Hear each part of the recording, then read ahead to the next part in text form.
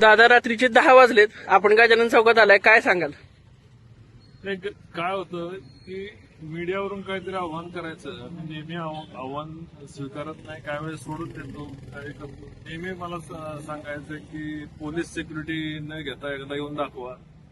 अरे तुम्हाला मी आज नाही, मागच्या वेळेस पण गजानन चौकामध्ये मी आलो होतो. खरं की कोण किती भ्रष्टाचार केलाय म्हटलं की चौकात समोरासमोर मांडू. जेव्हा म्हणतात समोरासमोर या तेव्हा हे बेडात बसतात, लपून बसतात. आणि आज गेले 2-3 वेळा त्यांनी आवाहन केलं की विदाउट पोलीस सिक्युरिटी रणजित निंबाळकरने बाहेर पडावं, त्याला दाखवतो.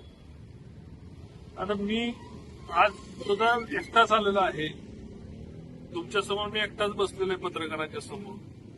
मी इथं जे काही कार्यकर्ते आले त्यांना मी आवाहन केलं की कुणी पुढे यायचं नाही, कुठलाही इथं पोलीस संरक्षण नाही, काय नाही. आणि मी त्यांनाही सांगितलं की काय मला एकदा गोळ्या घालायच्यात, काय घालायच्यात, एकदा ते काय तुमच्या मनात येते ते तर करून दाखवा ना.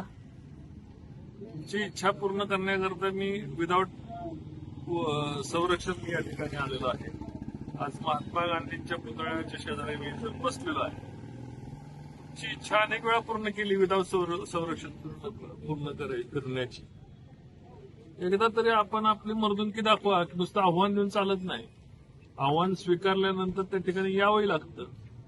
तुमच्यात हिंमत होती तर तुम्ही आलं पाहिजे होतं. आज 10 वाजून गेलेले. कार्यकर्त्यांना पुढं करायचं, कार्यकर्त्यांना शेंड म्हणायचं, कार्यकर्त्यांना प्यादं म्हणायचं.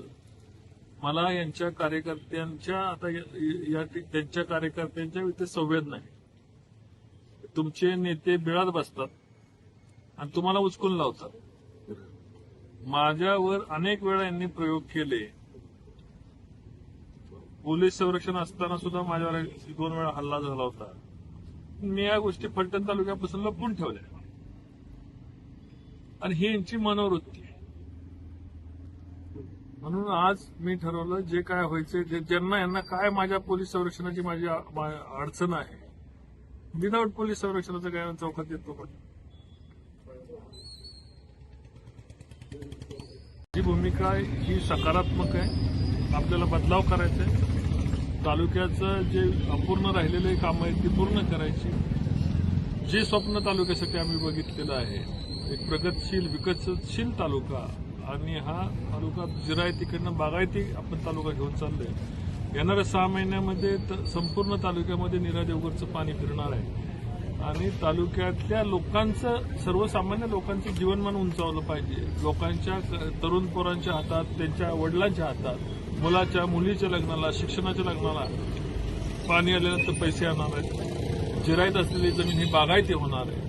आणि समृद्ध तालुका करण्याकरता जी आपण प्रयत्न करतोय ते महाराष्ट्र राज्याचे मुख्यमंत्री आदरणीय देवेंद्रजी फडणवीस साहेब यांच्या आशीर्वादामुळे, तसेच देशाचे पंतप्रधान आदरणीय नरेंद्र मोदी साहेब यांच्या आशीर्वादामुळे आपण पूर्णत्वाला चाललो.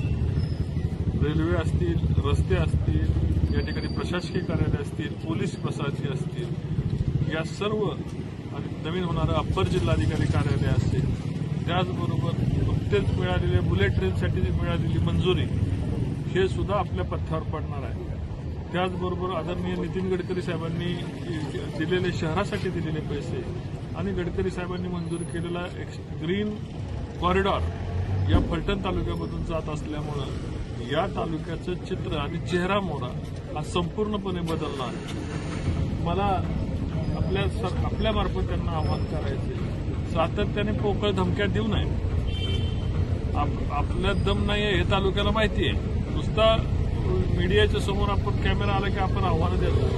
आपल्यात दम नसताना आपण आव्हानं देऊ नये. ही दुसरी वेळ झाली माझी गजानन चौकामध्ये यायची. यापुढे अशा फालतू आव्हानांना मी प्रतिसाद देणार नाही, एवढंच मला या ठिकाणी सांगायचं आहे. याच्या पलीकडे मला आता काय बोलायचं नाही. परमेश्वर त्यांना सद्बुद्धी देऊ हीच अपेक्षा.